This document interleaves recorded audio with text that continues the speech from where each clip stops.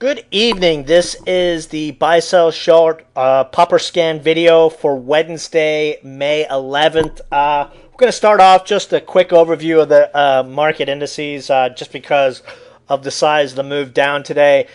We had a couple of pieces of news out there, but essentially it all boils down to the commodity gamble by hedge funds is getting unwound right now, and that is what we are seeing reflected in the market. We had the euro sell off today, which in turn caused the dollar to rise 1%, and that just sent all those over leveraged idiots to the sell button. Oil down 5%, gold down big, silver down big, just a flush in commodities.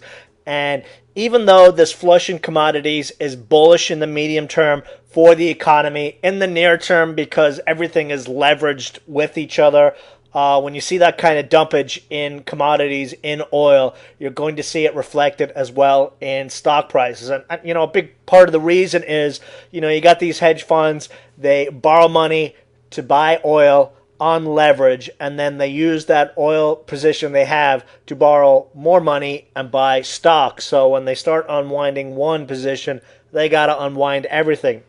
The positive at the end of the day in this, though, is once that money's been raised, they usually push it back into stocks. So, a welcome sell-off in oil prices, which is needed. Gasoline futures were down 7%, I believe, today. So we should start to see pump prices come down nicely, which will be a boost to the economy. Anyway, Dow 15-minute chart, you can see we've got support right now around 12,575, resistance at 12,750. We've got RSI bouncing, stochastics up through 50, positive MACD cross. So going into tomorrow, at least looking at the 15-minute chart, we could be looking for a little bit of a bounce. I mean, it's kind of frustrating. I was feeling very optimistic coming into today's session, just given the action we saw in a lot of stocks going into the last couple of hours yesterday. We still had some nice movers today, some nice trades, but the market, has gone or continues to be, sort of on the fence, very iffy. We still maintain our half position stance, high cash, half position. In new plays, 70, 80% cash, and anything we buy, we're going in on half positions and sort of reducing our price objectives on those plays. Dow daily chart, we're right at the 20-day exponential. As you can see, we've got pretty strong uptrend support just below. So would feel very or more comfortable if we saw a bounce back across the board tomorrow. Here is the oil chart. Check out this. Big tank last week, dead cat bounce, and then, just taken to the woodshed again. Obvious target, probably the 200-day moving average down there around the $90 area, which, is great for the consumer. But anyway, let's jump into the pop scan. First up, we've got PLUG. Like I've said, I love penny stocks, but penny stocks have just been out of vogue over the last few weeks. PLUG, we had a big move on QTWW today. We tried this one in the chat room right before the market tanked. Not my favorite stock. Would probably get interested if it was able to push back above 56 cents again. And you've got 10-cent upside to the 50-day moving average up there at 62 cents.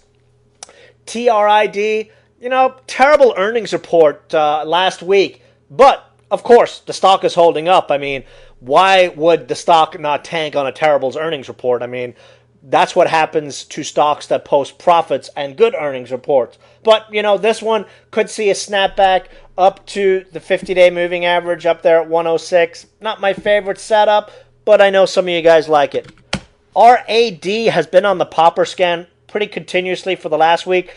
Finally got that breakthrough, the 120 level. Obvious targets now are 130, 140. So if you're riding this one, looking really, really good. Stops could be placed at the 8-day moving average at 116. OPXA, biotech stock. We actually jumped into this one today.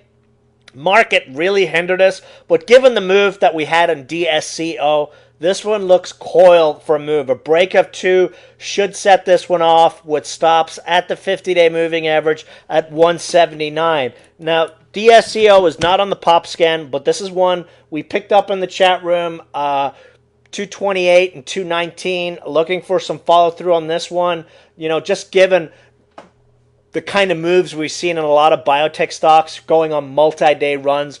OXGN as an example. This one on a move through 225 again tomorrow. We could see a very nice move near term to 250 and $3. So definitely one to keep an eye on.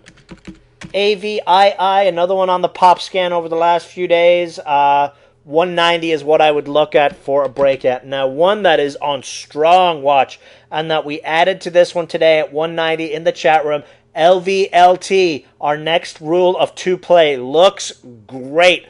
Look what Sirius has done since it became a rule of two stock. I mean, Sirius hit 240 today.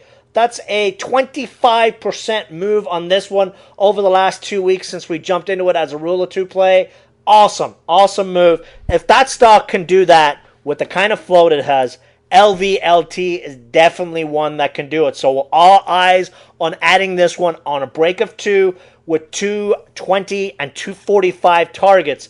Now, the reason for the 245 target is, let me show you the multi-year chart on LVLT. We're going to push out here a little. We're going to go to a 3-year chart because that's how long it's been since the stock was up here. And as you can see, 176 was multi-year resistance on this one. Last time this one was this high was in 2008 when the market plunged and this stock fell from the threes, you know, all the way down under the $1 level. So a very big breakout here on LVLT. DVAX, one to keep an eye on for tomorrow. Possible entry 275, better entry probably 281.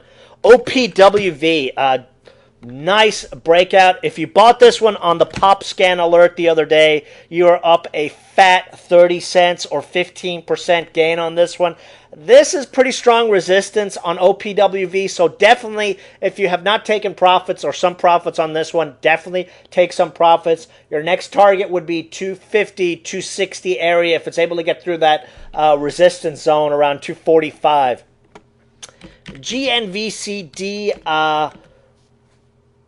cancer stocks doing very, very well. This one, breakthrough 5 might be worth another nibble. I mean, look what OXGN has done.